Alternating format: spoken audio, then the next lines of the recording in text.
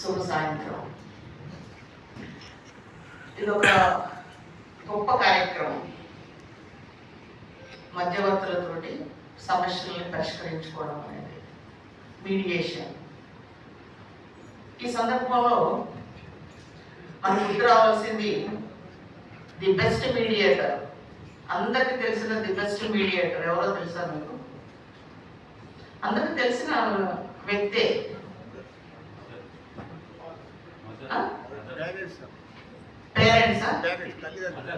Parents mediators. ఇంకా అనాది కాలం నేను చూస్తున్న ఆయన మహానుభావుడు, పెద్ద మీడియేటర్ కృష్ణుడు. పాండవులకి ఎన్నో కౌరవులకి గొడవ జరిగినప్పుడు ఆయన వెళ్ళి పాండవుల తరఫున అది అడిగాడు, ఊహు అన్నాడు దుర్యోధనుడు. ఇది అడిగాడు, ఊహు అన్నాడు. లాస్ట్కి అంటే 2-3 పర్యాయాలు, 3-4 కోరికలు అయిపోయిన తర్వాత లాస్ట్కి కనీసం 5గురికి 5 ఊళ్ళన్నా ఇవ్వండి అని అడిగారు. దుర్యోధనుడు ఏమన్నాడంటే కనీసం అప్పుడైనా ఒప్పుకోవచ్చు కదా, 5 ఊళ్ళు ఇస్తే ఆయన ముళ్ళేం పోయింది. ఈగోకి వెళ్ళాడు. ఈగోకి వెళ్ళి లేదు 5 ఊళ్ళు కాదు, ఈ సూది మోపినంత నేల కూడా ఇవ్వను అన్నాడు. లాస్ట్కి ఏమైంది? కౌరవుల పతనానికి దారితీసింది. అంటే ఈ మీడియేషన్ అనేది ఇద్దరి మధ్య ఉన్న మనస్పర్ధలని అర్థం చేసుకొని ఇద్దరిని ఒక దగ్గర కూర్చోబెట్టి వాళ్ళిద్దరికి వారికి తగ్గ మాటలు వారికి చెప్పి వీరికి తగ్గ మాటలు వీరికి చెప్పి సమస్యని పెద్దది కాకుండా చిన్నగా ఉన్నప్పుడే దాన్ని పరిష్కరించుకోవడానికి చాలా హెల్ప్ చేస్తారు. ఇప్పుడు మనలో మీడియేషన్ చేయని వాళ్ళు ఎవరు ఉన్నారండి? నేను మీడియేషన్ చేశాను, మీరు మీడియేషన్ చేశారు. పొద్దున్న లేస్తే మన అమ్మ మీడియేషన్ చేస్తుంది పిల్లల మధ్యలో. అక్క చెల్లెలు కొట్లాడితే వాళ్ళిద్దరికి సెటిల్ చేస్తుంది.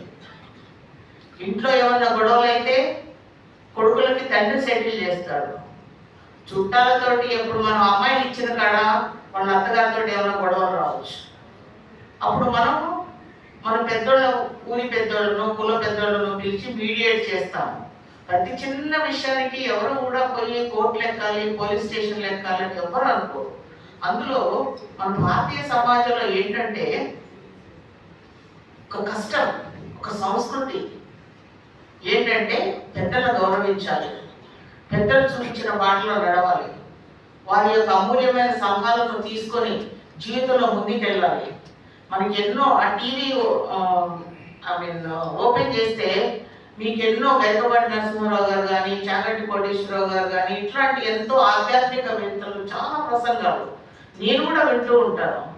అది వింటూ ఉంటే మనసుకి ఎంత హాయి కలిగిస్తుంది అంటే ఆ టైంలో ఆ చాగంటి కోటేశ్వరరావు గారు ప్రసంగం అయిపోయి టీవీ కట్టేసి మనం ఉన్న టైంలో ఎవరన్నా వచ్చి అమ్మ నీ పట్ల ఈ పాపం చేశాను, నాకు విముక్తి లేదు, నాకు శిక్ష వేయడంటే నీకు శిక్ష వద్దు, వెళ్ళిపో, క్షమించేసా, ఆ మూడ్లో ఉంటాం మనం ఆ టైంలో. సో అంతటి పరివర్తన అందరిలో రావాలి, అందరిలో రావాలి. మా ఊర్లో ఒక పెద్ద మోతుబడి ఉండేవారు. అప్పుడు ఇంత పెద్ద కోర్టులకి పోలీసులు అని అంటే పెద్ద తెలిసేది కాదు. నా చిన్నతనంలో పోలీసు అంటే ఒక నిక్కర్ వేసుకొని లాఠీ పట్టుకొని ఇట్లా కొమ్ము ఉన్న టోపీ పెట్టుకొని వచ్చేవాడు, ఏది సైకిల్ వేసుకొని. ఆయన ఊళ్ళోకి వచ్చాడంటే ఆ ఊళ్ళో 10 చుట్టుపక్కల విలేజెస్ అందరూ కూడా ఈ ఊళ్ళో ఏదో పెద్ద జరిగిపోయింది అని అనుకునేవాడు. అంటే ఆ ఊరికి అవమానం, పోలీసు వచ్చాడంటే ఆ ఊరికి అవమానం. ఆ ఊళ్ళో ఒక పెద్ద ఎవరో ఒకళ్ళు ఉండి చిన్న చిన్న తగాదాలు అవి ఇవి తీరుస్తూ ఉండేవారు. అంటే నా చిన్నతనంలో నేను చూసింది బహుశా పోలీస్ కానిస్టేబుల్ అయి ఉంటాడు అతను. 1-2 సార్లు చూశాను. మా ఊర్లో ఒక పెద్ద మనిషి ఉన్నాడు, కొంచెం మోతుబాయి, బాగా డబ్బు విప్పు అన్నీ ఉన్నాయి. సరే డబ్బు ఉన్న మాట సాధారణంగా వింటాం కదా, అట్లాంటి వాళ్ళు కొంచెం పెద్ద మనుషులుగా ఊళ్ళో వ్యవహరిస్తూ ఉంటారు. ఏ గట్ల పంచాయతీయో, ఏ కూలీల పంచాయతీయో, ఏ తోటల దగ్గర పంచాయతీయో, ఏ పంచాయతీ అయినా కానీ అయ్యగారి దగ్గర పోవాలి. సాయంత్రం పనులన్నీ మానేసుకొని పగలవై కూర్చుని లేదు అక్కడ. సాయంత్రం పని నుంచి ఇంటికి వచ్చాక 6 కూర్చునేది. కూర్చొని అయ్యా మరి మా గెట్టు సగం తెగొట్టి పొలంలో కలిపేసుకున్నాడు అని, లేకపోతే మా గెట్టు తెగొట్టి బండలా వేసుకొని మా పొలం నుంచి బండ్లు తీసుకుపోతున్నారని, అయ్యా నేను కాలంలో పొలానికి నీళ్లు పెడతా ఉంటే ఇది బంద్ చేసి ఆయన కాలంలోకి నీళ్లు మళ్లించుకున్నాడని, ఇట్లా రకరకాల గొడవలు ఉండేవి. వాళ్ళు చెప్పేది, వీళ్ళు చెప్పేది.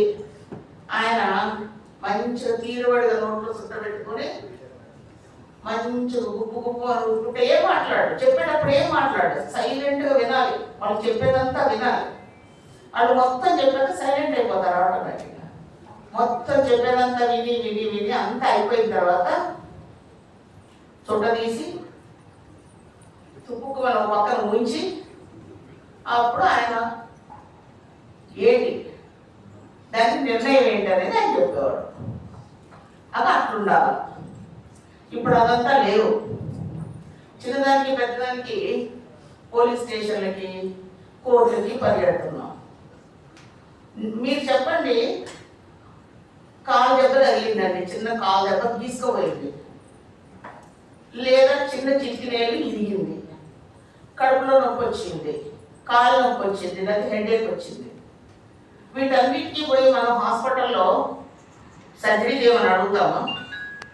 అడగం. చిన్న బాధలు ఒక మందు పెడితే అయిపోతాయి. కానీ ఇప్పుడున్న పరిస్థితి ఎట్లా ఉందంటే ప్రతి చిన్న విషయాన్ని పోలీస్ స్టేషన్ దాకా, కోర్టు దాకా తీసుకుపోవడం అంటే ఏంటంటే చిన్న ఏళ్ళు నొప్పైనా కాలు నొప్పైనా సర్జరీ బెడ్ ఎక్కినంత చేస్తున్నారు. ఎవరికి లాభం? ఎవరికీ లాభం లేదు. ఎందుకంటే ఒక సామెత ఉంది, కేసులో ఓడిపోయినోడు ఇంటికి పోయి కేసులో ఓడిపోయినోడు కోర్టులో ఏడ్చాట, గెలిచినోడు ఇంటికి పోయి ఏడ్చాట. ఎందుకు ఏడ్చాడు? ఆ టయానికి వాడి దగ్గర డబ్బులన్నీ పోయింది, వాడి టైం అంతా పోయింది, వాడికి ముసల్దానం వచ్చేసింది, వాడు కేసు గెలిచే వరకు వాడి చేతిలో మిగిలింది ఏమీ లేదు, కేసు గెలిచా అన్న తప్ప. అట్లా ఉంటాయి. అంటే చిన్నదాన్ని సాగదీసుకోవడం, ప్రతిదాన్ని సాగదీసుకోవడం. ఎందుకంటే మనోడు చెప్తారు, రుణశేషం రణశేషం రణశేషం ఉండకూడదు. రుణశేషం అంటే అప్పు. మొత్తం 1,00,000 రూపాయలు కడతారు, ఇంకో 1000-2000 అవుతారు, మర్చిపోతారు దాన్ని. అది మళ్ళీ మళ్ళీ మళ్ళీ మళ్ళీ పెరిగి పెరిగి పెరిగి వడ్డీతో సహా మళ్ళీ 1,00,000 రూపాయలు అయింది. అందుకే రుణశేషం ఉంచకూడదు, 0 చేసుకోవాలి ఎప్పుడైనా. రణశేషం అంటే ఎక్కడన్నా పుండో ఏదో అయిందనుకోండి, అది పూర్తిగా అయిపోయిన దాకా దానికి ట్రీట్మెంట్ తీసుకోవాలి. నాలో ట్రీట్మెంట్ తీసుకొని కొంచెం పుండు అది కాదని మనం మానేసామనుకోండి, అది మళ్ళీ రిపీట్ అవుతుంది. రణశేషం అంటే ఈ రాజులు ఒకరినొకరు కొట్లాడుకుంటారు. కొట్లాడుకున్నప్పుడు అవతల రాజును చంపేస్తారు గెలిచిన వాళ్ళు. చంపినప్పుడు రాజును ఒక్కడినే చంపి వదిలేస్తే ఆయనకు పిల్లలు ఉండొచ్చు, భార్యలు ఉంటారు, ఆయన వారసులు ఉంటారు, వాళ్ళు రేపు తిరగబడవచ్చు. అందుకని చెప్పి ఆ రాజుగారి ఫ్యామిలీ మొత్తాన్ని చంపేవాళ్ళు. అంటే ఇంకా ఆ రణంలో, ఆ యుద్ధంలో ఇంకా మిగలడం అనేది ఎవరు ఉండదు. అట్లాగా ఈ తగాదాలు ఇప్పుడు మనకి మర్చిపోయాను. నాకు అప్పు రూపాయి పెరిగి మళ్ళీ ఎంత అవుతారంటే దీనికి ప్రత్యక్ష విక్టిమ్ నేనే. ఒక అకౌంట్ క్రెడిట్ కార్డు తీసుకున్నా, మీరందరికీ అనుభవం. క్రెడిట్ కార్డు తీసుకున్నా, వాడుకున్నాను, అంతా బాగానే ఉంది. ఆ కట్టుడు, ఆ ఇంట్రెస్ట్లు అమ్మో వద్దనిపించింది. ఆయనకి చెప్పి బాబు ఇగో మొత్తం సెటిల్ చేసేస్తున్నాను అని మొత్తం సెటిల్ చేసేసి మర్చిపోయాను. వాడేం చేశాడు, నా కార్డును క్లోజ్ చేయకుండా అట్లా పెట్టాడు. పెడితే అది సంవత్సరానికి ఇంత సర్వీసింగ్ ఛార్జెస్ 1500 ఇంకేదో దానికి వడ్డీ వడ్డీ వడ్డీ వడ్డీ కలిపి అకస్మాత్ ఒకరోజు 35,000 రూపాయలకి నాకు స్టేట్మెంట్ వచ్చింది క్రెడిట్ కార్డు నుంచి. ఎవరు తిన్నట్టు, ఎవరు పెట్టినట్టు? కాబట్టి ఏదైనా ఉంటే సున్నా చేసుకోండి, దాన్ని సున్నా చేసుకున్నాకనే దాన్ని పక్కన పెట్టండి. అట్లాగా కొంచెం కొంచెము టచ్ చేసి పక్కన పెడితే మళ్ళీ అదంటే మలుపులు ఎత్తుతాయి. సో ఇందాక అన్నారు మనందరం కూర్చుంటాము, మీడియేషన్ చేస్తాము. మరి దానికి ఏంటి చట్టబద్ధత ఏంటి అని అంటే, ఆ మీడియేషన్ సెంటర్లో ఒక సెటిల్మెంట్ అయిన తర్వాత ఆ సెటిల్మెంట్ని ఒక రిపోర్ట్ రూపంలో దాన్ని భద్రపరుస్తారు. భద్రపరిచినప్పుడు ఆ రిపోర్టు ప్రకారము లోక్ అదాలత్లో ఇరు పార్టీలను పిలిచి వాళ్ళకి ఆ రిపోర్టు ఆధారంగా ఒక అవార్డు అనేది పాస్ చేస్తాం. అవార్డు పాస్ చేసినప్పుడు అది డిగ్రీతో సమానం అవుతుంది. అంటే మీరు దాన్ని ఎగ్జిక్యూట్ చేసుకోవచ్చు, మళ్ళీ దాని మీద అప్పీల్ ఉండదు. సో మీరు చేసిన సెటిల్మెంట్ అన్నిటికీ కూడా చట్టబద్ధత కల్పించే ప్రక్రియ కూడా ఇందులోనే చూపించారు. తర్వాత ఇంకొక భయం కూడా ఉండొచ్చు మీడియేటర్స్కి. దీన్ని మేము సెటిల్ చేసే ప్రయత్నంలో మా మీద ఏమైనా ఎలిగేషన్స్, మా మీద ఏమైనా దాడులు, మా మీద ఏమైనా దావాలు, మా మీద ఏమైనా పోలీస్ కేసులు పడవచ్చు అని అంటే, మీరు ఈ సెటిల్మెంట్ చేసే ప్రక్రియలో ఒక మంచి ఉద్దేశంతో మీరు ప్రయత్నం చేసినప్పుడు వాటన్నిటికీ మీరు అతీతులు అవుతారు. అంటే మీ మీద ఒక దావా వేయడానికి కానీ, ఒక క్రిమినల్ కేసు పెట్టడానికి కానీ, మీ మీద ఎటువంటి అభియోగాలు వేయడానికి కానీ ఎటువంటివి కూడా చట్టబద్ధంగా చెల్లవు. సో మీకు ఆ ప్రొటెక్షన్ ఉంది. తర్వాత ఈ మనమంతా 30 సంవత్సరాలు సర్వీస్ చేసేస్తాం. ఆ టైంలో మనకి భార్య పిల్లలు పట్టించుకునే టైమే ఉండదు. ఇంకా ఊళ్ళో కేసులు కూర్చోబెట్టి మాట్లాడి వాళ్ళు సెటిల్ చేసేంత ఓపిక అసలే ఉండదు. తర్వాత పోలీసు వారు ఉన్నారు, వారికి వచ్చే కంప్లైంట్ తీసుకోవడము, స్టేట్మెంట్ రికార్డ్ చేసుకోవడము, దొంగలను పట్టుకురావడము, ఇన్వెస్టిగేషన్లు చేయడము, తర్వాత మళ్ళీ పారిపోతే నాన్ వేలబుల్ వారెంట్లు ఇష్యూ అయితే మళ్ళీ అవి పట్టుకొని వాడు ఎక్కడున్నాడు, మహారాష్ట్రలో ఉన్నాడా, మధ్యప్రదేశ్లో ఉన్నాడా, బీహార్లో ఉన్నాడా, మళ్ళీ వాడిని ఎదుర్కొంటూ పోవడము, law and order problem, MLA వచ్చినా, ఎంపీ వచ్చినా, సర్పంచ్ వచ్చినా, ఎవరు వచ్చినా వాళ్ళు లా అండ్ ఆర్డర్ మెయింటైన్ చేయాలి. ఎక్కడన్నా కొట్లాట్లైనా, ఏదన్నా సిచ్యువేషన్ బ్యాడ్ అయినా కానీ వాళ్ళు పరిగెత్తాలి. ఎక్కడన్నా నేరం జరిగితే పరిగెత్తాలి. ఇన్ని 100 సమస్యలతో తలములకలయ్యే పోలీసు వారు ఒక కంప్లైంట్, అయ్యా మా ఆయన రోజు తాగొచ్చి నన్ను ఎలా కొడుతున్నాడు, మా ఆయన మీద యాక్షన్ తీసుకున్నానంటే వాళ్ళు సావధానంగా కంప్లైంట్ తీసుకొని మొగుడిని పెళ్ళాన్ని కూర్చోబెట్టి వాళ్ళిద్దరికి చెరొక గ్లాసులు కొబ్బరి నీళ్ళు ఇచ్చి, అమ్మ మీ ఆయన ఎందుకు అవుతున్నాడు, ఈ అవార్డు ఈ రోజు నుంచి ఉందా, పెళ్ళైన కాడ నుంచా, పెళ్ళికి ముందు నుంచి ఉందా, మీరు ఇన్ని రోజులు ఏం చేశారు, ఎన్ని సంవత్సరాల నుంచి కొడుతున్నాడు, ఇవన్నీ అడిగేంత టైం కానీ ఓపిక కానీ వారికి ఉండకపోవచ్చు. కాబట్టి మనకేమో ఉద్యోగం చేసే టైంలో మనకి టైం ఉండదు, వారికేమో వాళ్ళ చట్ట పరిధిలో వాళ్ళు చేసే పనులకి వాళ్ళకి టైం ఉండదు. కాబట్టి కనీసం కాస్త రిటైర్మెంట్ అయ్యాక అప్పుడు అంటే జీవితం కాలం మనం మొత్తం చూస్తాము. మనం జీవితకాలంలో మన పెళ్ళైనప్పుడు మన భార్యతో గొడవలు, అత్తమామతో గొడవలు, బావమద్దతో గొడవలు, ఇంటి పక్కలతో గొడవలు, లేదా ఇంటి పక్కల గొడవలు ఎన్ని చూసి మన జీవిత ప్రయాణము 60 ఏళ్ళ దాకా వచ్చి ఉంటుంది. సో అది అత్యంత విలువైన అనుభవం, జీవితం నేర్పిన పాఠం. అటువంటి మనుషులు ఎవరన్నా ఒక కొట్లాట జరిగిందంటే ఎవరు చెప్పక్కర్లే, మనమే పోయి ఏమ్మా ఊకమ్మ ఏంటి గొడవ, లేకపోతే తాగి కొడతారంటే ఏమే నీకు బుద్ధి లేదా, తాగొచ్చి పెళ్ళని కొట్టడం ఏంటి, తాగడమే తప్పంటే మనం కొట్టడం రెండో తప్పు అని మన ఇంటి పక్కన ఏదైనా జరిగితే ఆటోమేటిక్గా పోయి మనందరం బుద్ధి చెప్తాం వాళ్ళకి. అలాగే అందరికీ అట్లాంటి అవకాశం రాకపోవచ్చు, కానీ ఈ సమాజంలో జరిగే ఇట్లాంటి గొడవలు, భార్యాభర్తల గొడవలు కావచ్చు, కుటుంబ కలహాలు కావచ్చు, ఆస్తి గొడవలు కావచ్చు, ఇంకేదైనా ప్రాపర్టీ గొడవలు కావచ్చు, ఇంకేదైనా కావచ్చు. ఇప్పుడు పల్లెటూరులో ఏదైనా కోట వేసామనుకోండి, పక్కింటి రోడ్డుది రెండు ఆవులు వచ్చి మొత్తం మేసినాయి అనుకోండి, ఒక అరెకరం వరకు మేసినాయి.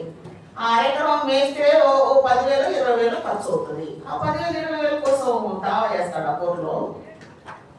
దావా వేసి 10 సంవత్సరాలు తిరుగుతాడా? తిరగడు కదా. అలాంటప్పుడు ఏంటంటే ఆ విలేజ్లోనూ ఆ దగ్గరలో ఉన్న ఈ కమ్యూనిటీ ఎల్డర్స్ దగ్గర పోయి, అయ్యా వాళ్ళ ఆవులు మా పొలంలో వేసాయి, నాకు 20,000 నష్టమైంది, మన పైరు నాదంతా తినేసింది అని అంటే, అప్పుడు ఆయన కూడా పిలిపించి ఏమిటయ్యే సంగతి, ఏంటి సంగతి ఇది అని కూర్చోబెట్టి మాట్లాడి ఎంతో కొంత వచ్చిన పరిష్కారం వాళ్ళిద్దరి మధ్యలో. ఎందుకంటే మనకు జీవితం నేర్పిన అనుభవం ఉంది. ఆ టైంలో మనం ఎటువంటి ఆవేశాలు మనకు రావు. ఎందుకంటే మనం జీవితాన్ని మొత్తం చూసి చూసి చూసి వడగొట్టి ఎన్నో సమస్యలు ఎదుర్కొని అక్కడికి వచ్చాం. చిన్న చిన్న విషయాలు, చిన్న చిన్న కోపాలు, చిన్న వీటికి మనకి ఆవేశం అనేది రాదు. మనలో విద్యత అనేది పనిచేస్తుంది. చిన్నప్పుడు నేను చదువుకున్నప్పుడు ఎవరైనా చనిపోయారనుకోండి, చనిపోతే ఒక ఆయన చనిపోయాడు, ఒక ఇంటి ఆయన పాపం ఎంగేజ్లోనే చనిపోయాడు. అందరూ గుళ్ళు అని భీకరంగా ఏడుస్తూ ఉంటారు. భార్య, అక్కలు, చెల్లెళ్ళు, అన్నలు, తమ్ముళ్ళు అందరూ ఏడుస్తూ ఉంటారు భీకరంగా. 1 గంట ఏడుస్తారు, 2 గంటలు ఏడుస్తారు, 3 గంటలు ఏడుస్తారు. చూసి ఒక పెద్ద ఆయన, మీలాంటి పెద్ద ఆయన, చాలా తీయండి శవాలు లేపండి అంటారు. నాకు ఆశ్చర్యం వేసింది, ఏంటి ఒక మనిషి చచ్చిపోయిపోతుంటే ఈయనేంటి అసలు ముఖంలో ఏం ఫీలింగ్ లేదు, ఒక ఎక్స్ప్రెషన్ లేదు, తీయండి అని అందరినీ సగేస్తాడు అంటే ఏంటి? అని ఎంతమందిని చూస్తుంటాడు అంటే చనిపోయిన వాళ్ళని. కుటుంబాలు చచ్చిపోయి ఉండొచ్చు, బంధువులలో చచ్చిపోయి ఉండొచ్చు. అంటే ఆయనకు ఆ వయసు వచ్చే వరకు ఎన్నో మరణాలు చూసిండు. ఈ మరణం ఒక పెద్ద లెక్క కాదు. కాబట్టి మనం ఈ వయసుకు వచ్చే వరకే మనకి జీవితం నేర్పిన పాఠాలతోటి కొంచెం రాటు నేర్పిపోయి ఉంటాం అన్ని విషయాల్లో. సో మనకున్న ఎక్స్పీరియన్స్ మిగతా వాళ్ళకు పంచడానికి ఇది ఒక మంచి అవకాశం. ఇందాక అన్నారు మేము రిటైర్ అయ్యి ఇప్పుడు మాకు అవకాశం వచ్చింది అని. రిటైర్మెంట్ అంటే ఉద్యోగానికి రిటైర్మెంట్ కానీ పనికి రిటైర్మెంట్ ఉండదండి. ఎవరన్నా అట్లా తప్పుగా రిటైర్మెంట్ అంటే ఇక నేనేం పని చేయకూడదు, ఇంట్లోనే కూర్చోవాలంటే శరీరం సిదర పట్టిపోయి బీపీలు షుగర్ ఇంకా పెరిగిపోయి మనం రిటైర్ అయిన అతి కొద్ది కాలంలోనే బెడ్ రీడ్ అవ్వడం ఖాయం. కాబట్టి వర్క్, మరణం అంటే ఏంటి? నువ్వు పని చేయని రోజు నీకు మరణం. మనం పని చేయలేకపోతే ఆ రోజు మనం మరణం సంభవించినట్టు. అందులో ఇప్పుడున్న లైఫ్ స్టైల్స్ చూస్తే 60 ఏళ్ళకి రిటైర్మెంట్ కానీ 60 ఏళ్ళకి ఎవరు వృద్ధులు అనడానికి లేదు. వృద్ధులు అని ఎవరు అనాలంటే 70 ఏళ్ళు దాటిన వాళ్ళు అనాలి, 60 ఏళ్ళు అనాలంటే మిడిల్ ఏజ్ అనాలి. సో 60 ఏళ్ళు రిటైర్ అయ్యి మిగతా 20 ఏళ్ళు ఏం చేస్తామండి కూర్చొని ఇంట్లో? ఎంత టీవీ చూసినా ఒకటి మీద ఒకటి దుమ్మెత్తి పోసుకోవడం, లేకపోతే మొన్న 4-5 రోజులు టెన్షన్, ఇండియా వర్సెస్ పాకిస్తాన్. ఏమైంది? అది కూడా మీడియేషన్ ద్వారానే సెటిల్ అయింది కాలేదా? ఎవరు చేశారండి మీడియేషన్?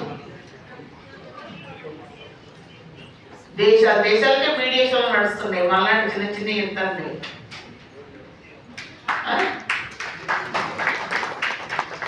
ఎందుకు చేస్తున్నారు? మంచి కోసమే కదా. 2 దేశాలు బాగుండాలి, 2 దేశ ప్రజలు బాగుండాలి, ఆస్తి నష్టం జరగకూడదు, ప్రాణ నష్టం జరగకూడదు, ఎవరు పాడైపోకూడదు, ఎవరికి డ్యామేజ్ కాకూడదు అని ఒక మంచి సదుద్దేశంతో చేశారు. సక్సెస్ అయింది. ఈరోజు మళ్ళీ ప్రశాంతత నెలకొంది. అలాంటిది మనము మన చుట్టుపక్కల ఉన్నోళ్ళతోటే ఒక మంచి మాట, వాడి జీవితాన్ని మార్చమాట, లేదంటే ఎవరైనా ఒక గొడవతో వస్తే కూర్చోబెట్టి. ఈ మీడియేషన్లో కూడా రకరకాల పర్సన్స్ని, రకరకాల కమ్యూనిటీస్ నుంచి ఎందుకు తీసుకున్నారంటే, మన ఇండియాలో 3 కోటి దేవతలు ఉన్నట్టు ఉన్నారండి. 3 కోటి దేవతలు ఉన్నారు మనకి. ఎల్లమ్మ, పుల్లమ్మ, మైసమ్మ, పోచమ్మ, గడ్డి మైసమ్మ, రేణికెల్లమ్మ, ఇక చదవాలంటే లిస్ట్ చాలా ఉంది. అట్లాగే కమ్యూనిటీస్ కూడా చాలా రకాలు ఉన్నారు, చాలా రిలీజియస్ ఉన్నాయి. సో ఎవరి మతంలో ఏ విధానం ఉందో, వాళ్ళ కష్టం ఏంటో, వాళ్ళ ఆచారాలు ఏంటో, వాళ్ళ కట్టుబాట్లు ఏంటో మనకు తెలియదు. మన కమ్యూనిటీ హెల్త్ సెంటర్లో ఒక లేడీ ఉండడం వల్ల, ఒక లేడీ ఎవరన్నా ప్రాబ్లంతో వస్తే ఆమెను అర్థం చేసుకునే అవకాశం ఉంటుంది. ఒక ముస్లిం ఉండడం వల్ల ఇంకొక ముస్లిం మన సెంటర్కి వస్తే అతని యొక్క బాధను అర్థం చేసుకునే విషయం ఉంటుంది. అది రిలీజియస్ మ్యాటర్ అయితే ఇతను చాలా అర్థం చేసుకోవడానికి ఎక్కువ అవకాశం ఉంది. అట్లాగే రకరకాల కమ్యూనిటీ నుంచి ఇంతకన్నా ఇక్కడ ఏదో community, Jagga community,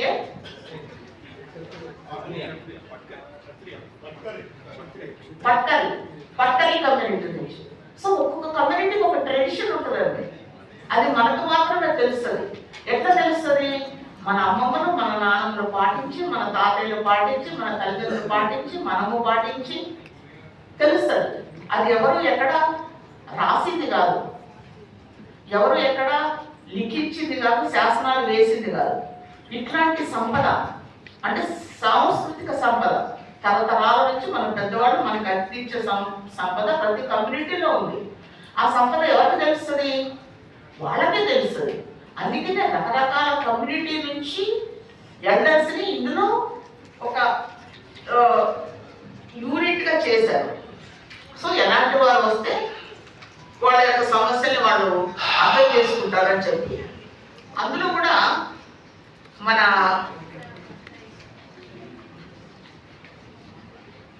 honourable chief justice of Telangana గారు ఏం చేశారంటే, ఇలాంటి మీడియేషన్ సెంటర్ ప్రతి చిన్నదానికి ఉరకుండా ఎక్కడికక్కడికి సమస్యలు ఫస్ట్ ఎయిడ్ లాగా ఎక్కడికక్కడ సమస్యలని దాన్ని అలాగ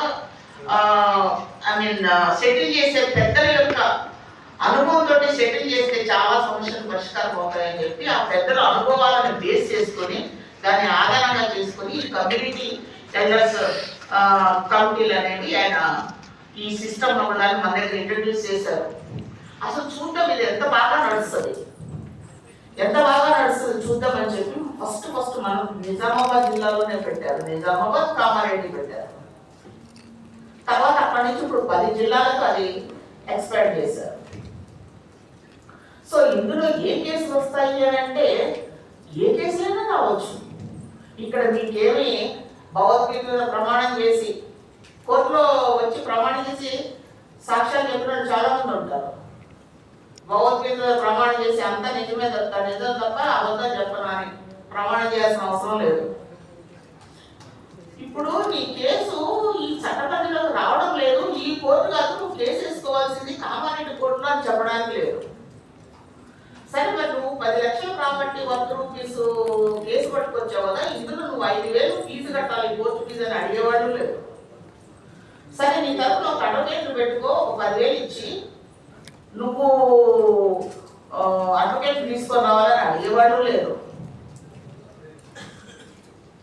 మీకు టైం, మీకు డబ్బు, అన్నిటికీ మించి మీ కాలం, జీవితంలో ప్రతి నిమిషం కూడా ఎంత విలువైందో మనందరికీ తెలిసింది. ఎప్పుడు తెలిసిందంటే కరోనా టైంలో తెలిసింది.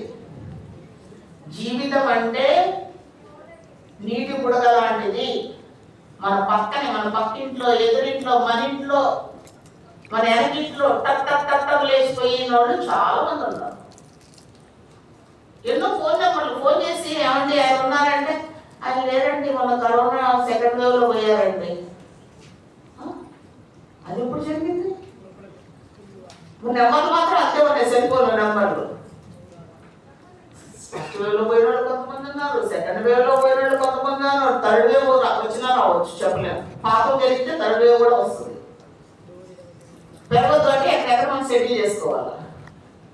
ఓజోన్ పొర పెద్ద రంధ్రం పడింది, దాన్ని కూర్చోడానికి ఈ కాలుష్యం అంతా నివారించాలని అనుకున్నారు. కానీ ఒక 6 నెలల సంవత్సరం మొత్తం అన్ని బంద్, రవాణా బంద్, బయటికి పోవడం బంద్, మందు బంద్, మెయిన్ మందు బంద్, హోటళ్ళు బంద్. ఎవరి వాళ్ళు ఇంట్లో వంట చేసుకొని శుభ్రంగా. అప్పుడు తెలిసింది భర్తలకి భార్య ఎంత రుచికరంగా భోజనం పెడతారు అనేది. ఎప్పుడైనా తింటేగా ఇంట్లో. పిల్లలకు తెలిసింది జంక్ ఫుడ్ కంటే మా మమ్మీ చేసిన చక్రాలు ఎంత బాగున్నాయి కదా.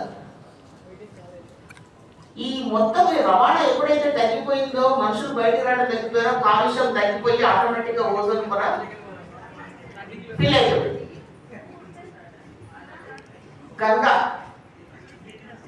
గంగని ప్రక్షాళన చేయాలి అని మోడీ గారు కంకణం కట్టుకున్నారు. గంగా నది ప్రక్షాళన చెయ్యాలి అని అంటే అందులో ఎంత కలుషితం అవుతుందో మనందరూ తెలుసు. చచ్చిపోయిన శవాలన్నీ గంగలోనే వేస్తారు. అది బూడిద గంగలోనే కలుగుతారు. పోయిన వాళ్ళందరూ పిండాలు అక్కడే పెడతారు.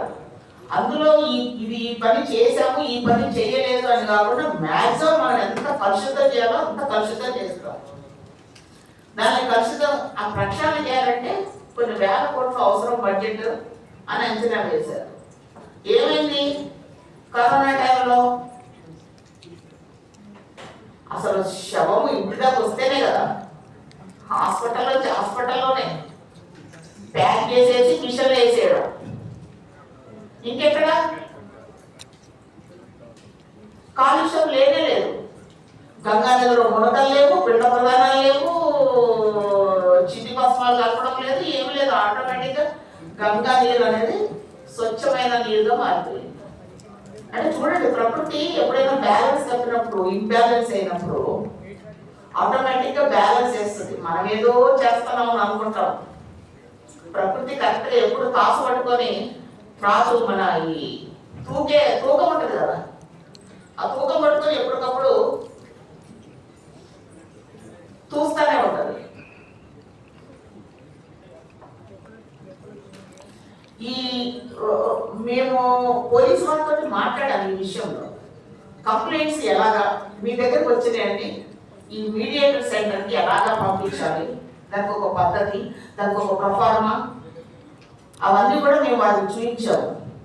మీకు కంప్లైంట్ రిఫర్ చేసేటప్పుడు కంప్లైంట్ డేటు, పార్టీల పేర్లు, అందులో ఉన్న గొడవ ఏంటి అని రిఫర్ చేసి మన సెక్రటరీ గారి దగ్గరకు వస్తే అట్లా వచ్చిన కంప్లైంట్స్ అన్ని ఆయన ఏ ఏ యూనిట్కి ఏ కంప్లైంట్ పంపాలి అన్ని కూడా చూసి ఆ యూనిట్స్కి ఆ కంప్లైంట్ పంపిస్తే దీన్ని పెద్దగా సాగదీయకుండా జస్ట్ 2-3 సిట్టింగ్స్లో ఇది సెటిల్ రిపోర్ట్, ఇది ఫెయిల్యూర్ రిపోర్ట్, అంతే వేసేయండి. ఒకరోజు పార్టీలో కూర్చోబెట్టండి, 2 రోజు ప్రాబ్లం గురించి తెలుసుకోండి, 3వ రోజు కన్క్లూజన్ రండి, 4వసారి రిపోర్ట్ వేయండి. ఇక్కడ మీకు ఏమి ఐపీసీలు, ఎవిడెన్స్ యాక్ట్లు, సిపిసిలు, సిఆర్పిసిలు మీరు పెద్ద తీయాల్సిన అవసరం లేదు.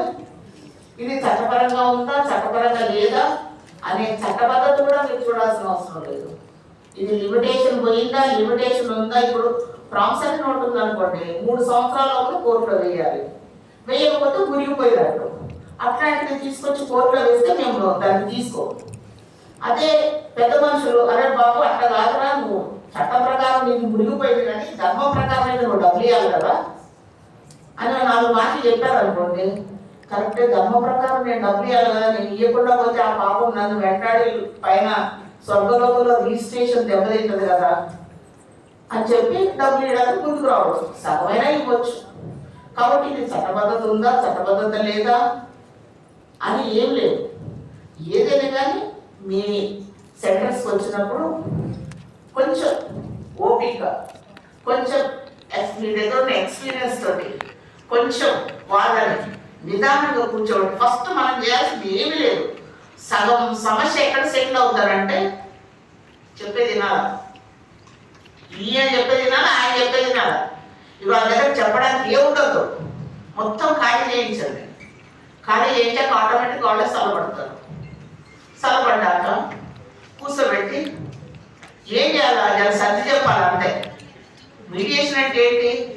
సర్ది చెప్పు, కూర్చోబెట్టి అది కాదురా ఇది కాదురా నాన్న అది అని సర్ది చెప్పాలి. సర్ది చెప్పి ఇన్నరా తింటారు. ఇరగపోతే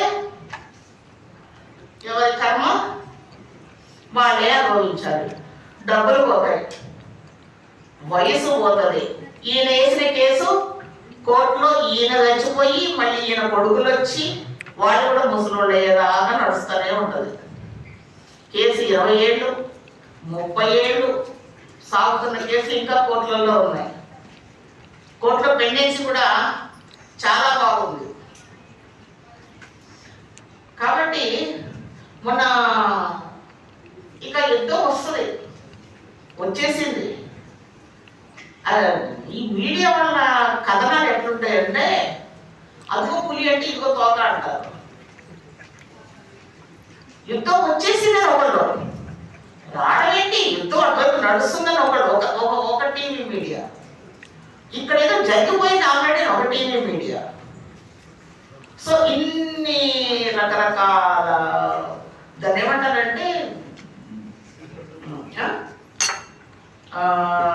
ఊహాగానాలు. 1000 మీడియాలు ఉంటాయి మన తెలుగు రాష్ట్రాల్లో 1000 మీడియాలు ఉంటాయి. అందులో ఏ మీడియా వాడు చెప్తే మనం నమ్మాలో మనకే తెలియదు. ఏ మీడియా కరెక్ట్గా రిపోర్ట్ ఇస్తుంది, జెన్యూన్గా ఉంటుందో మనకే తెలియదు. సో ఇటువంటి వాతావరణంలో ఒక వార్త కూడా వచ్చింది. ఏమనంటే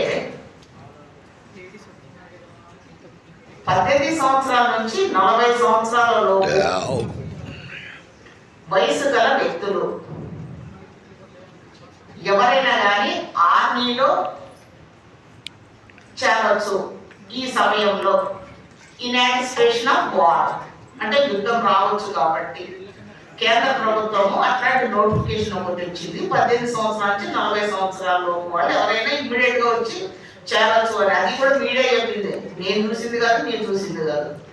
గవర్నమెంట్ వాళ్ళు నన్ను కన్సల్ట్ చేయలేదు నోటిఫికేషన్ ఇచ్చినప్పుడు, నాకు తెలియదు.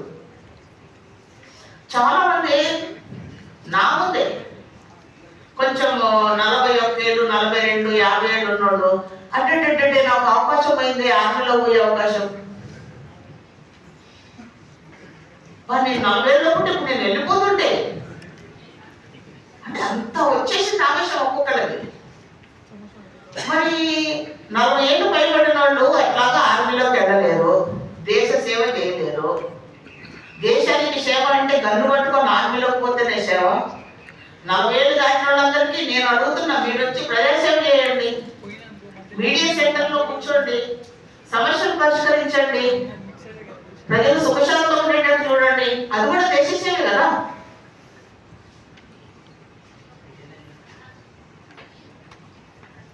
సో ఇదంతా కూడా మనము ఒక రకంగా దేశానికి సేవ చేస్తున్నట్టే. నేను అనుకుంటున్నాను, నేను రిటైర్ అయ్యాక ఏ మీడియేషన్ సెంటర్లోనో మెంబర్గా చేరి నాకున్న అనుభవంతో అది కాదమ్మా ఇది కాదమ్మా ఏమయ్యా నీకు బుద్ధి ఉందా, నువ్వు ఏంటి తాగుడేంటి కథ ఏంటి, 100 రూపాయలు సంపాదించి 200 తాగుతాడు అంటే 100 రూపాయలు వాడు పక్కన అప్పు, తప్పు కదా.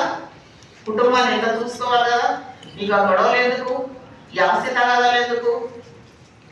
ఇట్లా నేను కూడా ఫ్యూచర్లో కాబోయే మీడియేటర్ని. మన చుట్టూ నలుగురికి మనం చేసామనుకోండి దేశ సేవ. సో యుద్ధంలోకి ఈ న్యూస్ తోటి యుద్ధంలోకి పోలేక డిసప్పాయింట్ అయిన వాళ్ళందరికీ మీకు ఇది ఒక మంచి అవకాశం అని నేను అనుకుంటున్నాను. సో ఈ రకంగా మీరు దేశ సేవ చేయాలి, నలుగురు మంచికి మీరు కృషి చేయాలి. చిన్నప్పుడు బట్టు రాయబారం అని ఒక కథ, నా ఏజ్ ఉన్న వాళ్ళందరూ తెలుసు. బట్టు రాయబారం అని తెలుగులో ఒకటి ఉండేది. బట్టు అని ఒక రాయబారి 2 రాజ్యాల మధ్య సంధి కుదిర్చడానికి పోతాడు. ఆ బట్టు రాయబారంలో బట్టు అంటాడు, పగ వృద్ధి పొందించు భ్రష్టులే గాని అణగింప నేర్పర్లు అవనిలో లేదు. అంటే ఒక పగ ఉంటే చేసేది నేను చూసుకుంటాను, ఇక్కడితో హైకోర్టు దాకా వెళ్ళాలి, అవసరమైతే 10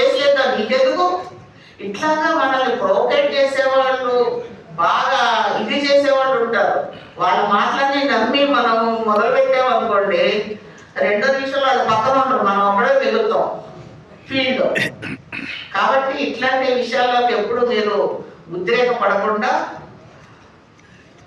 ఉండాలి. అట్లాంటి ఉద్రేకపడే వాళ్ళని మీ దగ్గరకు వచ్చినప్పుడు మీరు వాళ్ళని సముదాయించి శాంతింపజేసి కూర్చోబెట్టి సెటిల్మెంట్కి ట్రై చేయండి. ఇది ఒక మానవ ప్రయత్నం అంతే. అవుతుందా? అవుతుంది, లేకపోతే లేదు. దట్స్ ఒక మంచి హృదయంతో మనం చేయగలిగారు. వారు పోలీసు వారిని మేము ప్రత్యేకంగా కోరాము. వారు ఇట్లాంటి కంప్లైంట్స్ ఏమైనా ఉంటే అన్ని రిఫర్ చేస్తామని అన్నారు. సెటిల్ కాకపోతే మళ్ళీ వారికి మనం రిటర్న్ పంపించేస్తాం, కేసు రిజిస్టర్ చేసుకుంటారు. రెవెన్యూ అథారిటీస్ ఉన్నారు, భూముల గొడవలు, పంచాయతీలు, లేకపోతే పట్టాల గొడవలు, ఇవన్నీ బోర్డర్లు ఉంటాయి. ఏమన్నా ఉంటే రావచ్చు మీడియేషన్ సెంటర్కి. సో ఇది సమస్య కాదు అనుకోవడానికి. రెవెన్యూ ఉంది, పోలీసు ఉంది, లేకపోతే రకరకాల ప్రాబ్లమ్స్. అసలు ప్రాబ్లం కానిదంటే ఏమి లేదు. మన శ్రీశ్రీ గారు ఒక మాట చెప్పారు, కుక్క పిల్ల, అగ్గి పుల్ల, సబ్బు పిల్ల, కాదేది కవిత కానర్థం, కాదేది గొడవ కానర్థం. ఏదైనా గొడవ పెట్టచ్చు. నా కారు మన హైదరాబాద్లో నేను ముందు పోతామంటే ముందు బైకు నడిపేవాడు సడన్ బ్రేక్ వేసాడు. సడన్ బ్రేక్ అయితే నేను మావాడు ఏం చేసిండు, పోయేదానికి టైప్ చేసాడు. కారు పెట్టి నన్ను గుద్దాడని మొత్తం అక్కడికక్కడే గొడవలు ఎవరేసింది. కాబట్టి గొడవలు ఎవరేయడానికి కారణం అంటూ ఉండక్కర్లా. మనది తప్ప, ఎదురుడి తప్ప, మనది గొప్ప, పక్కన గొప్ప, ఇవన్నీ లేవు. చెయ్యాలంటే చేసేయడమే. అట్లా ఉంది సొసైటీ.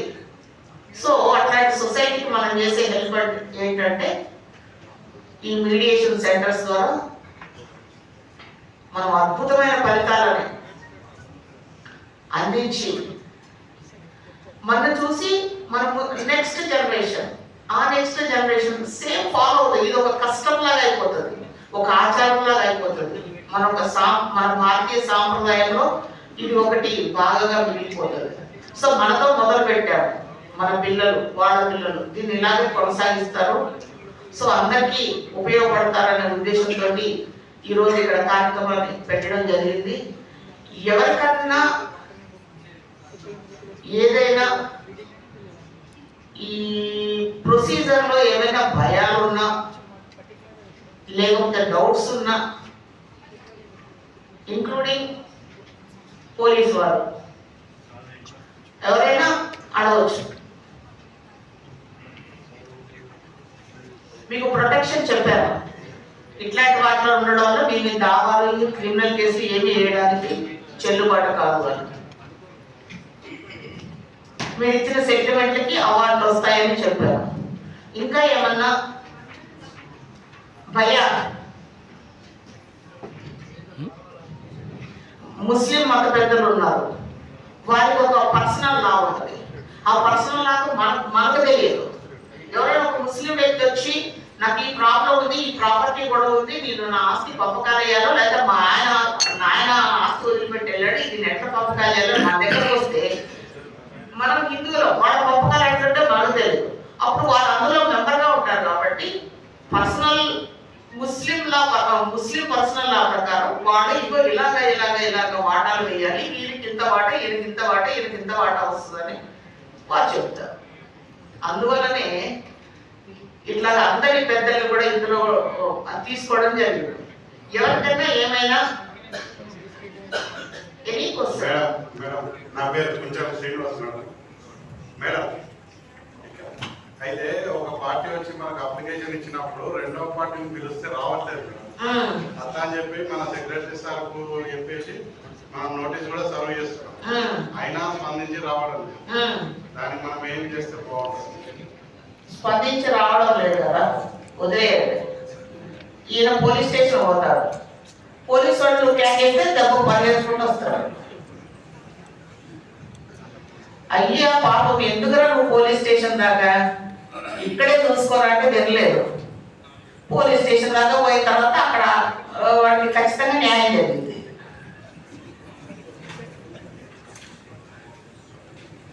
మనం ఏంటి, మనం కోర్టు కాదు, మనం కోర్టులో అయితే మేము సమన్స్ ఇస్తాము, వారెంట్స్ ఇస్తాము, వేరియబుల్ వారెంట్స్, ఎల్బిడబ్ల్యూస్ ఇస్తాము, తీసుకొస్తాము.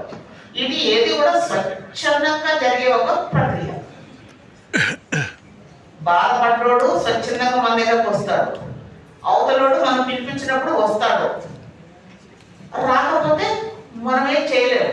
బాబు చట్ట ప్రకారం నీకేముందో నువ్వు చూసుకున్నాయనా అని ఆయనకు ఒక సలహా ఇచ్చి పంపించాడు. ఇంతకుముందు మీడియేషన్ సెంటర్లో ట్రైనింగ్ అయిన వాళ్ళు కాకుండా కొత్తగా మీడియేషన్ సెంటర్లోకి ప్రతి విలేజ్లో పెట్టుకోవచ్చు. ప్రతి విలేజ్లో ఒక కమ్యూనిటీ సిస్టమ్ ఉందనుకోండి, అక్కడెక్కడే ఆ విలేజ్కి సంబంధించిన గొడవలు మాఫ్ చేసుకోవచ్చు. ఇప్పుడు కొత్తగా వచ్చిన వాళ్ళు ఎవరైనా మేము ఇందులోకి రావాలి అని అంటే వాళ్ళకి ఒక 20 hours ట్రైనింగ్ ఉంటుంది. ఈ మీడియేషన్ ఎలా చేయాలి, ఫామ్ ఎలా నింపాలి, రిపోర్ట్ ఎలా రాయాలి, ఎన్ని sittings, 3 sittings maximum. So already train అయిన వాళ్ళు ఉన్నారు. ఎవరైనా ఇంట్రెస్ట్ ఉన్న వాళ్ళు పేర్లు ఇవ్వండి, వాళ్ళందరికీ కలిపి మళ్ళీ ఒకసారి మేము ట్రైనింగ్ ఇచ్చి వాళ్ళని కమ్యూనిటీస్గా, యూనిట్స్గా మేము వాటిని డివైడ్ చేసి మీకు కేసులు వచ్చేదానికి మేము ప్రయత్నం చేస్తాం. ఇదంతా మనం స్వచ్ఛందంగా ముందుకొచ్చి చేసే ఒక సేవ. మానవ సేవ మాధవ సేవ అన్నారు కదా.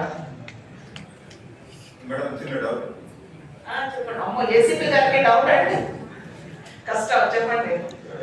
ఇవి భార్య భర్త వైఫ్ అండ్ హస్బెండ్ గ్రామంలో మనం మీడియేషన్ చేసి తర్వాత అవార్డు చేసిన తర్వాత మళ్ళీ 6 months తర్వాత వాళ్ళకి మళ్ళీ గొడవ పడతారు. అప్పుడు వాళ్ళకి ఇప్పుడు అవార్డు చేస్తే మనకు మీరు ఒక మాట చెప్పారు, అప్పీల్ చేసుకోవడానికి అవకాశం లేదు, కోర్టులో కూడా చేయడానికి అని ఒకటి చెప్పారు మేడం. ఇప్పుడు మళ్ళీ వాళ్ళ క్రిమినల్ కేసు కానీ లేకపోతే అట్లాంటి డొమెస్టిక్ వైలెన్స్ అయినప్పుడు ఈ వచ్చేసి అవార్డుకి అది లిమిటేషన్ పీరియడ్ ఏమైనా ఉన్నదా? లిమిటేషన్ పీరియడ్ ఏం లేదండి. అవార్డు మామూలుగా అయితే 12 సంవత్సరాలు లోపు దాన్ని ఎగ్జిక్యూట్ చేసుకోవాలి. ఇప్పుడు భార్యాభర్తలు గొడవ అనుకోండి, వచ్చి ఒక రాజీ పడ్డారు మన దగ్గర, ఇగో నెలకి నీకు 4,000 ఇస్తాను, నువ్వు వాడుకో, మిగతా నా జీతం అడగద్దు. మొగోళ్ళకి జీతం అడిగితే ఎక్కడ లేదు, కోపం వస్తుందండి. భార్య ఎవరన్నా అసలు నీ జీతం ఎంత, నువ్వు సంపాదించేది ఎంత, నాకు ఒకసారి లెక్క చెప్పంటే కథ వాళ్ళు కనపడతారు కదా. సరే బాబు నీ భార్య కంటే ఒక 5,000 ఇవ్వయ్యా బాబు ప్రతి నెల అని అంటే దాని మీద ఒక అగ్రిమెంట్ రాసుకుంటాం, అవార్డు తీసుకుంటాం. 5 ప్రతి నెల 5,000 ఇస్తున్నాడు, ఇవ్వకపోతే ఏం చేయాలా, కోర్టు వేయాలి. డీవీసీ అనుకోండి, ఆ ఇంట్లోనే భార్యకు ఉండడానికి ప్లేసు, సగం ప్లేస్ ఇవ్వాలి. అట్లానే నిర్ణయం అయిన తర్వాత అవార్డు వచ్చిన తర్వాత మళ్ళీ నేను ఇంట్లో ఉండద్దు వెళ్ళిపో అని చూపట్టి బయటికి లాగా పంపించాడు అనుకోండి, ఇమ్మీడియట్గా పోలీసు వాళ్ళ దగ్గరికి వెళ్ళినా ఆ అవార్డు ఎగ్జిక్యూట్ చేస్తారు, లేదా మా దగ్గరకు వచ్చినా కానీ ఇమ్మీడియట్గా ఆవిడని మళ్ళీ ఆ ఇంటికి పంపించే ప్రక్రియ మేము చేస్తాం. ఒకసారి 498 గొడవ అయింది అనుకోండి, మన వాళ్ళకి కోరికలు ఎక్కువ కదా, బైక్ కావాలి, కారు కావాలి, అది కూడా అత్తింటి గారి నుంచే రావాలి. అప్పుడే వాటికి జోష్ ఉంటుంది. మనం సొంతంగా బైక్ కొనుక్కొని, మనం సొంతంగా కారు కొనుక్కొని, మనం సొంతంగా ఇల్లు కట్టుకుంటే అస్సలు పెద్ద సాటిస్ఫాక్షన్ ఏమి ఉండదు. అత్తగారు ఇచ్చింది అయితే మంచి మజా ఉంటుంది. అట్లాంటి గొడవలు అనుకోండి వస్తారు. ఇంకొకసారి నేను వరకట్నాల గురించి కానీ లేకపోతే నా డిమాండ్ గురించి కానీ వేధించను అని ఒక సెటిల్మెంట్కి వస్తారు, అవార్డు తీసుకుంటారు. తీసుకున్న తర్వాత మళ్ళీ మొదలు పెట్టాడు, మళ్ళీ మొదటికే వచ్చింది అనుకోండి వ్యవహారం, అది మీకు కోర్టులో సాక్ష్యంగా మనకు వస్తుంది. ఆల్రెడీ నేరం ఒప్పుకొని వేధించను అని ఒక సెటిల్మెంట్ చేసుకొని పోయాడు. కాబట్టి ఇంకా ఆయన ప్రూవ్ చేయాల్సిన అవసరం మనకి ఏముండదు. ఆ సెటిల్మెంట్ అవార్డు ఒకసారి కోర్టుకి ఇస్తే బాబు నువ్వు 2-3 సంవత్సరాలు లోపలికి పోయిరానా, నీకు అక్కడ పోలీసులు నీకు అన్ని అత్తగారి మర్యాదలు చేస్తారు, జైల్లో అని చెప్పి పంపిస్తారు. సో ప్రతిదీ రికార్డ్ అవుతుంది. కాబట్టి మళ్ళీ ఫ్యూచర్లో మీకు అట్లాంటి సమస్య ఎదురైనప్పుడు ఇది మీకు ఇంకా మీరేం చెప్పగల చూపిస్తే అర్థమైపోయింది.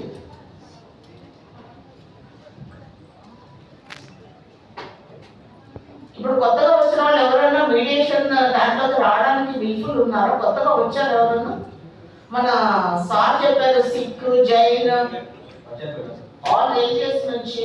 నమస్తే మేడం, నేను ముస్లిం తరఫు నుంచి మేడం. నమస్తే మేడం. నమస్తే అండి. కొంచెం నాకు హిందీ రాదు. ఓకే మేడం, మీకు తెలుగు వచ్చు కదా? తెలుగులో మాట్లాడతా. ఓకే. కానీ నా తప్పు అయితే నాకు పర్ఫెక్ట్ రాదు. ఇప్పుడే కదా సెటిల్మెంట్ గురించి మాట్లాడతారు మీరు. రెండు తప్పు చేసినా మాకేం రాదు. మా దగ్గర మేము 3 years నుంచి మెడిటేషన్ చేస్తున్నాం మేడం. మా దగ్గర బిల్డింగ్ ఉంది, స్టాఫ్ ఉంది. మా పెద్దవాళ్ళు కూర్చొని చేస్తారు మేడం. లాస్ట్ 3 yearsలో 98 cases మా దగ్గర రిజిస్టర్ అయింది. 96 cases సాల్వ్ చేసినాం మేడం. 2 cases వాళ్ళు ఒప్పుకోలేదు మా జడ్జిమెంట్కి, వాళ్ళు మళ్ళీ కోర్టుకి వెళ్ళిపోయారు మేడం. మా రిక్వెస్ట్ ఉంది, మాకి కూడా ఒక ఆఫీస్ సెలక్షన్ చేయాలా. ముస్లిం సిటీలో ఏం ఆఫీస్ లేదండి. ఒక ఆఫీస్ సెలక్షన్ చేయాలా, మా వాళ్ళ దగ్గర నుంచి ఒక 4 members ట్రైనింగ్ చేయాలి. మీరు ఎవరైతే కావాలనుకున్నారో వాళ్ళందరూ పేర్లు ఇవ్వండి. అందరికి కలిపి ఒకటేసారి మేము ట్రైనింగ్ ఏర్పాటు చేస్తాం. తర్వాత ఎక్కడ కూర్చోవాలనేది ఒక పెద్ద ప్రాబ్లం అయింది.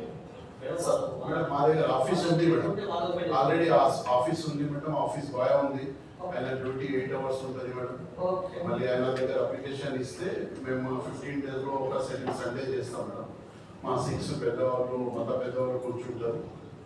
లీగల్గా మా ఎట్లా మీరు చెప్పారు పర్సనల్గా, దాని లెక్క ప్రకారం ప్రాపర్టీస్ది కానీ వాళ్ళ ఫ్యామిలీస్ది కానీ డిస్ట్రిక్ట్స్ ఏమైనా ఉంటుంది, అది సాల్వ్ చేస్తాం మేడం. అది మా దగ్గర ఉంది ఆఫీస్. కౌన్సిలింగ్ సెంటర్ అని పెట్టినాం మేడం. మా సెక్రటరీ గారు అందరి పేర్లు కలెక్ట్ చేసుకుంటారండి. చేసుకొని అందరికి కూడా మేము ట్రైనింగ్ ప్రొవైడ్ చేస్తాము. తర్వాత ఎన్జిఓస్ నుంచి ఎవరు వచ్చారండి? ఎన్జిఓస్ అమ్మ, మీ ఎన్జిఓస్ ఇట్లాంటి సేవ చేయడానికి కదా మీరు ఉంది. మీ ఎన్జిఓస్ ఆఫీసులలోనే మీరు కూర్చోవచ్చు, చేస్తున్నారు. కానీ ఇప్పుడు ఇక్కడ నుంచి ఈ రోజు నుంచి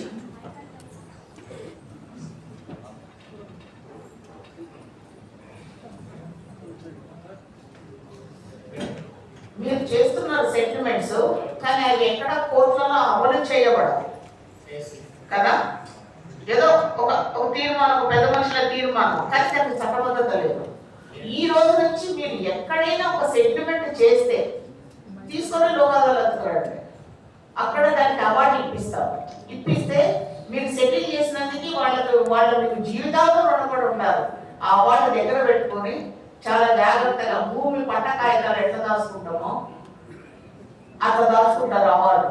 ఎందుకంటే ఏ క్షణము దానికి తేడా వచ్చినా కానీ కోర్టు నుంచి ఇమ్మీడియట్గా వాళ్ళకి హెల్ప్ జరుగుతుంది. కేసు వేయడము, సాక్ష్యాలు పెట్టడము, ట్రయల్ నడవడం, ఇవన్నీ ఏముండవు, direct action. Any settlement come with parties.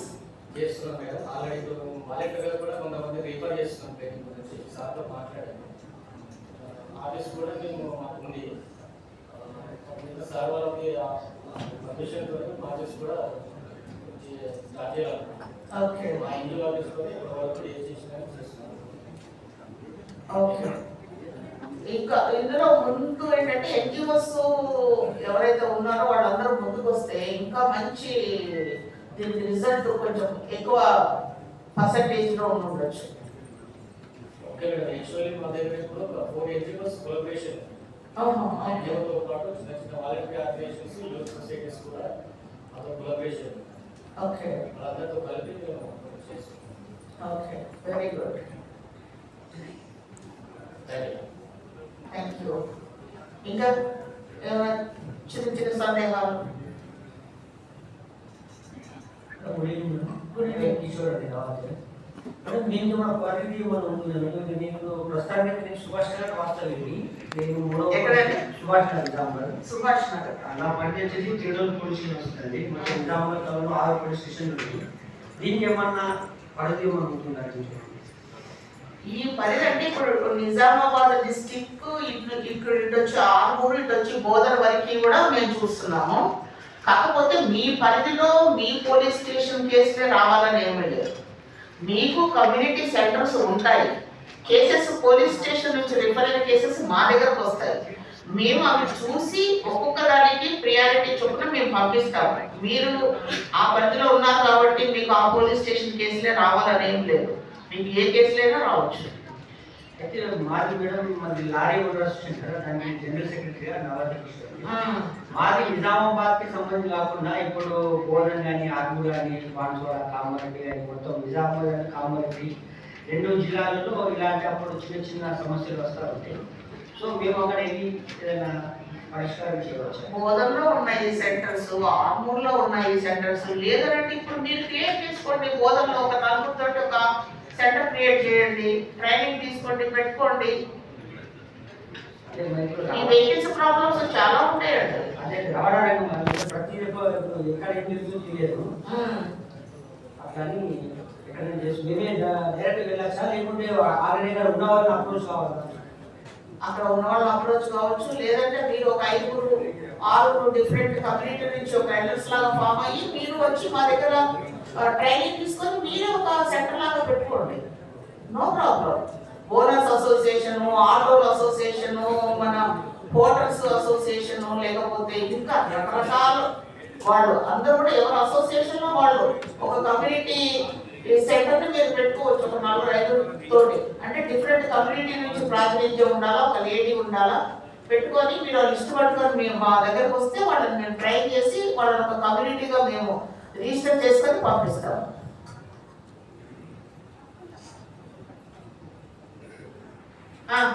చెప్పండి. యంగ్ బాయ్కి సేవ చేసే టైం ఉందా?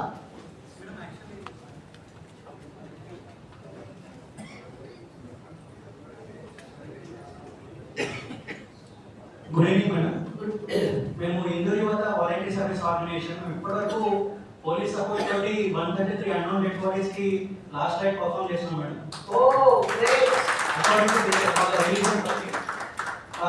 మా దగ్గర టీం ఉంది, ఆఫీస్ ఉంది మేడం. కానీ మా ఏజ్ కి మేము అవి సాల్వ్ చేయలేము. అంటే ఎవరైనా ఇంట్రెస్టెడ్ ఉంటే they can use our office. Like ఒక టీమ్ ఇస్తే మా ప్రెసిడెంట్ ఉన్నట్టు మార్కెటింగ్ టీంలో మెంబర్ వాలంటీర్ ఎవరైనా మాకు యూజ్ అవ్వాలి. Very very great of you madam.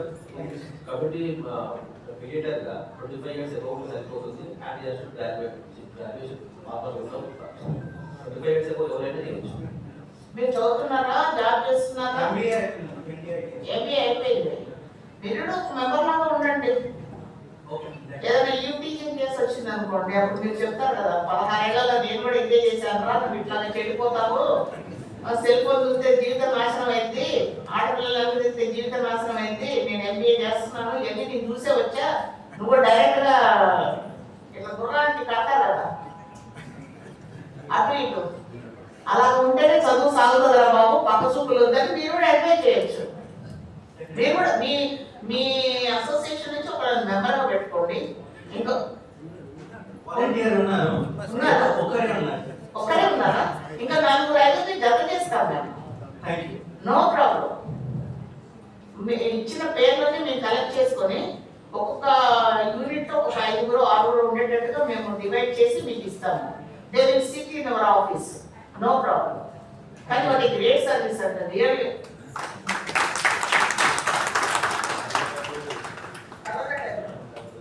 Corona టైంలో చేశారా? మేడం 15 ఇయర్స్ నుంచి రెగ్యులర్ గా మేము సర్వే చేస్తున్నాం. డైలీ ఫోటోగ్రేషన్ ఉంటుంది మేడం. 1537 డేస్ నుంచి మేము రెగ్యులర్ ఈ రోడ్ సైడ్ ఎవరైతే మెంటల్లీ రికార్డెడ్ బెడ్ రిడన్ అయిపోయి రోడ్ల మీద ఉన్నటువంటి వాకర్స్ ఎవరైతే ఉంటారో వాళ్ళకి ఫోటోగ్రేషన్ మీద రెగ్యులర్ గా నడుస్తుంది. దెన్ పోలీస్ డిపార్ట్మెంట్ నుంచి మొత్తం నిజామాబాద్ డిస్ట్రిక్ట్ వైడ్ ఎవరైతే అన్నోన్ డెడ్ బాడీస్ ఉంటాయో ఎవరు రాని టైంలో వాళ్ళకి లెటర్ పెట్టారు. ఇప్పుడు దాకా 133 అన్నోన్ డెడ్ బాడీస్ కి అన్ని కమ్యూనిటీస్, హిందూ, ముస్లిం, క్రిస్టియన్, ఏ కమ్యూనిటీ అయితే ఆ కమ్యూనిటీ ప్రకారం మేము ఫ్యూనరల్స్ అనేది చేయడం జరుగుతుంది మేడం. కోవిడ్ టైంలో మేము ఏంటి అంటే ఎక్కడెక్కడ నుంచి బతకడానికి వచ్చి ఇక్కడే స్టక్ అయిపోయింది ఫ్యామిలీస్. సో అట్లాంటి వాళ్ళకి మేము గ్రోసరీస్, రైస్ బ్యాగ్స్ అనేది 1250 బ్యాగ్స్ గ్రాసరీస్ డిస్ట్రిబ్యూట్ చేస్తాం మేడం టోటల్ మీకు గా. ఫండింగ్ ఎట్లా? సో మా దగ్గర మెంబర్స్ ఉంటారు madam, retired employees, government employees, కొంతమంది పోలీస్ డిపార్ట్మెంట్ వాళ్ళు కూడా దీంట్లో మెంబర్స్ గా ఉన్నారు మేడం. ఎవ్రీ మంత్ మెంబర్షిప్ మేము జమ చేసుకుంటూ దాని నుంచి మనం సర్వీస్ అనేది చేయడం జరుగుతుంది. ఓ గ్రేట్ గ్రేట్.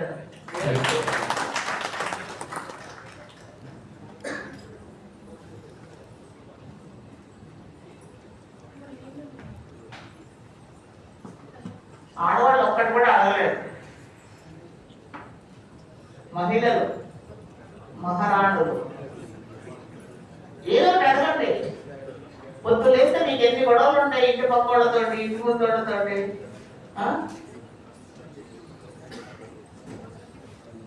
మీ భర్తతోటి మీకేం గొడవలు లేవా? ఎట్లాంటి ప్రాబ్లమ్స్ వస్తాయి ఆడవాళ్ళకి చెప్పండి. అత్తగారి గొడవ అన్నాళ్ళు ఉన్నారు ఎవరన్నా?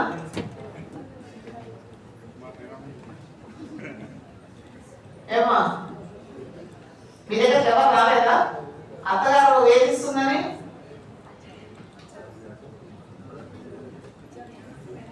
నమస్తే అమ్మా, చెప్పు.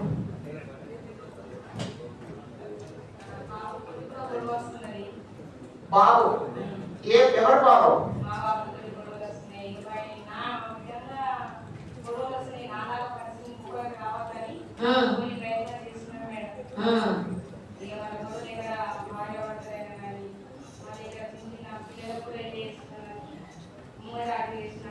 అమ్మ మీరు ఉన్నారా ఇందులో?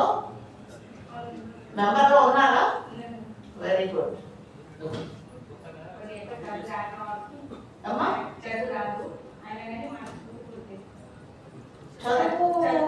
చదువుకి విజ్ఞానానికి చదువుకి సంస్కారానికి అసలు ఎక్కడ పొందనే అసలు కనెక్షన్ లేదు. చదువు రానక్కర్లేదు, సంస్కారం ఉంటే చాలు, లోక జ్ఞానం ఉంటే చాలు, అన్నింటికంటే అది గొప్ప.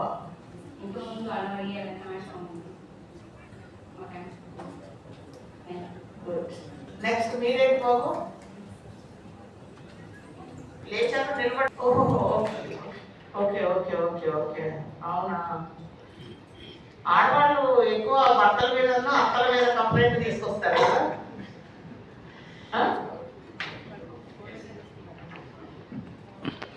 సో మీకు కొంచెమన్నా అర్థమయ్యేటట్టుగా చెప్పానని నేను అనుకుంటున్నాను. సో దీన్ని బట్టి రిజల్ట్ ఎలా ఉంటుంది అనేది చూద్దాము.